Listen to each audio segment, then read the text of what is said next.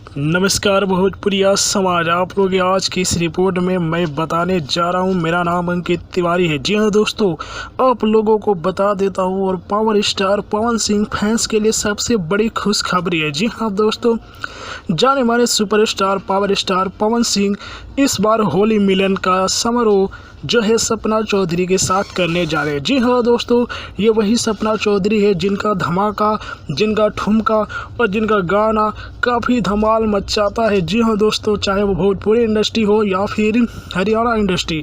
तो दोस्तों, आप लोगों के लिए सबसे बड़ी खुशखबरी है, ऐसा माना जा रहा है। ऐसा पावर स्टार पवन सिंह के फैंस और रिपोर्टरों ने बताया है कि इस बार होली मिलन समारोह में पवन सिंह के साथ आप लोगों को सपना चौधरी देखने को मिलेगी। जी हाँ दोस्तों, यह खबर कोई ऑफिशियल नहीं आया है। अभी पवन सिंह भैया इस बारे में खुलासा नहीं किए हैं, लेकिन ऐसा माना जा रहा है कि इस बार होली मिलन समारोह जो होने वाला है वह पवन सिंह और सपना चौधरी का होने वाला है।